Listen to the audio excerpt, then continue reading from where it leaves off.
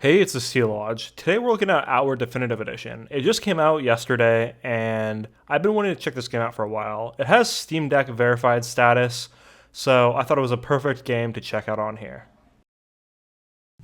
So I'm going to go ahead and make a new character, but before that I'll show you what settings I'm using for this part of the video. For here, I'm using high settings, just the high preset, and then later on in the video I will drop down to the medium settings because the frame rate goes pretty low. It doesn't really go below 30 FPS with high settings, and on the handheld if you lock it there it's much more stable. I tried it out, but with medium settings you could probably bump it up to a 40 FPS lock, maybe even mid 40 range if you wanted to try that out. I'm just going to go ahead and make a character named after my dog real quick, and then we'll jump into the actual game. I'll do some commentary over it. So the game is made with Unity, probably one of the newer versions of it, and it's a action RPG with more survival elements in it. It's pretty cool. It has a lot of exploration involved with the game. I think it came out about a year or two ago. I know I had some friends in college that checked it out and thought it was pretty cool. But with the Definitive Edition, from what I've seen, it's mostly rebalancing, and this version has all the DLC included. Now, if you own the base game, you can buy I believe it's the Three Brothers DLC, and that will unlock the upgraded Definitive Edition version of the game for you to access. Here, I just went ahead and made a character real quick. Now, the intro area it's kind of like a dream sequence, I think, or maybe something in the past before you jump forward really fast, but it's pretty interesting setup. I wasn't paying the most attention here because I was mostly focused on getting some good gameplay for performance, which I will talk about pretty soon here once we actually jump into the game.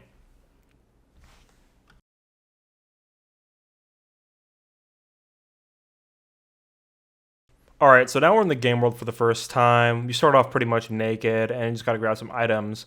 Now you'll notice here we're hitting around 60 FPS, but it jumps rapidly all around the place from down to mid 30s, up to 60, back to 50, or around to 40. It really depends what kind of geometry is in the scene, I think, for what you're looking at. Out in the horizon with the water, there's not a lot to look at, but if we're looking at the island here, there's a lot more geometry for the game to draw. There are pretty big frame rate stutters that you might see on the frame time graph, but if you lock the game down to 30 FPS or 40 FPS, depending on what settings you're using, I didn't encounter those frame time stutters as much. This game seems like a really good fit for the Steam Deck, but there is one thing that I would like to see changed within the game, and that is that the UI can be pretty small. I kind of struggle in the early parts to figure out how to open my UI because I didn't go through the tutorial part of the game, but I believe it's you press X on your button pad, it'll bring up your backpack and you can interact with it there. And even talking to other characters, the UI can get pretty small on the Steam Deck screen. Nothing that's illegible, but definitely you might have to pull the screen a little bit closer to your face to make it out.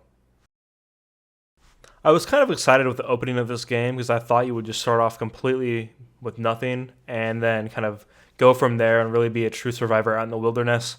But this is just a kind of a past sequence where you will actually jump into a town and then be kicked off right away, telling that you're in debt and that you need to make some money fast to pay off some things. From what I understand, time's a pretty big important element of this game, and when you die in the game, you actually don't really die and have to go back to a checkpoint. It's more like the game tells you something happened to your character, you lose some time and spawn somewhere else with some events happening to you and you're back into it. So I'll go ahead and hit the bedroll pretty soon here, and then I'll actually jump into the part of the game where you're in the town, and from that part, you can see the FPS difference. I think it's pretty similar to the performance that you're seeing now out in the open world here.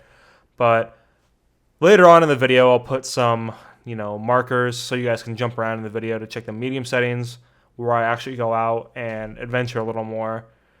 It's pretty similar performance to what you see here, but with the medium settings, it's more consistent, where if you locked it to 40 or mid 40s, it'd be a lot more enjoyable on the handheld than it is just jumping around all over the place like this.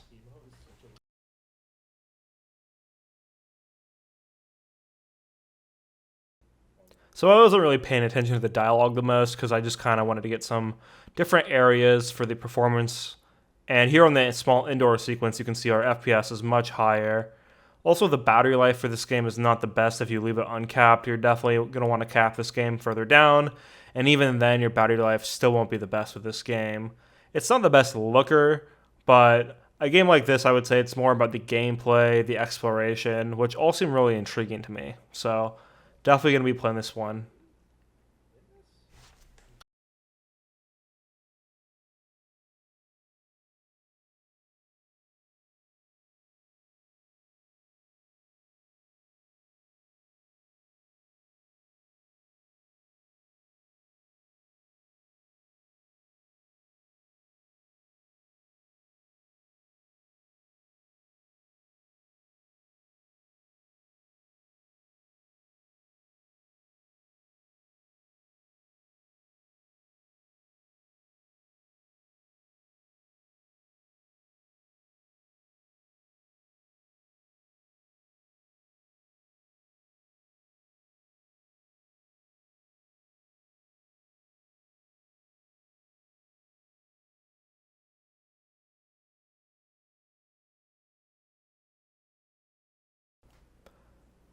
Now we get to a more main village, and actual dialogue pops up on the side where, if you're on a phone, you could imagine what this dialogue might look like on the Steam Deck screen.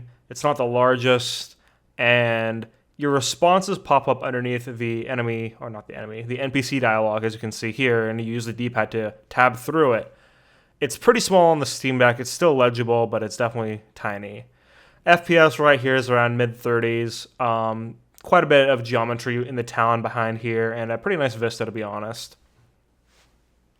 I think this is a pretty cool opening for an RPG where you just find out that due to your bloodline, your character's in debt, and you have 5 days to pay off this debt, or shit is going to hit the fan, or something like that. So it's pretty interesting to see what would happen either way if you paid it off, which I don't think would probably be too hard, or what would happen if you didn't pay it off. That'd be pretty interesting, but you can really just go out and wander around and probably just ignore it completely if you don't care, but the NPCs here are pretty upset about what happened.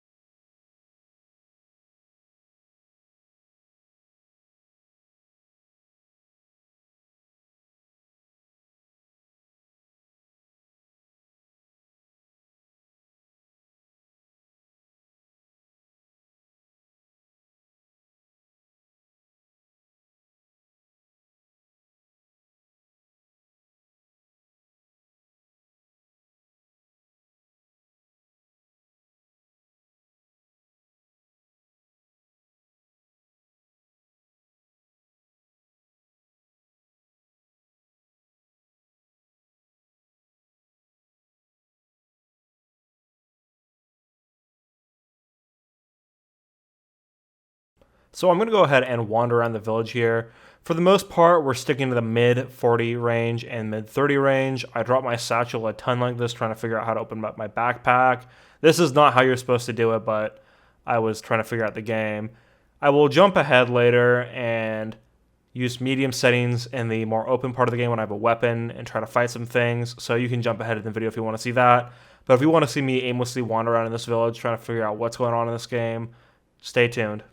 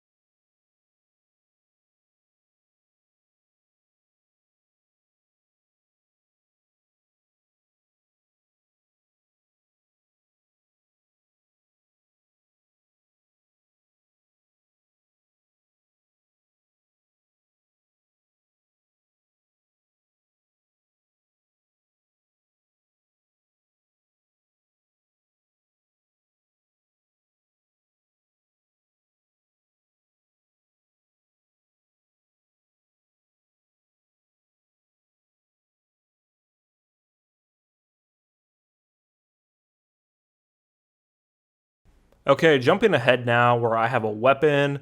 I dropped my backpack, so my character is pretty screwed, but I don't really intend to be playing this character for very long. I'm going to go ahead and drop the settings down to medium right away out here. I was noticing that the frame rates are usually sticking around the mid-30s out in the open world part. Game takes a little bit to reset, but already we're up to the 50 range. High 40s, low 50s. I have seen it drop to the mid-30s as well using the settings, but I think if you lock the game to around 40 FPS, you should be good for most of the time. See some random wolf chasing some kind of bird out here. Curious what's going on, but still figuring out how the system works. And I noticed that I dropped my backpack, but like I said, this is all for performance comparisons. And if you look at the frame time graph again, there are quite a few spikes, but if you lock it down, you're not going to see these spikes as much. And the gameplay is pretty enjoyable in the handheld version. Now I'm basically just going to go look around here in the game and try to find something to attack to get some battle gameplay. I think I beat up a wolf or two, and then I get killed by a lobster later on, a pretty large lobster. I was pretty close to taking it down, but I'll just let the rest of the video play out. The performance is up in the top left, but that's about it for this one. Hope you'd enjoy the video. I'll be putting out more Steam Deck videos pretty soon here, so if you want more, subscribe. Thanks for watching.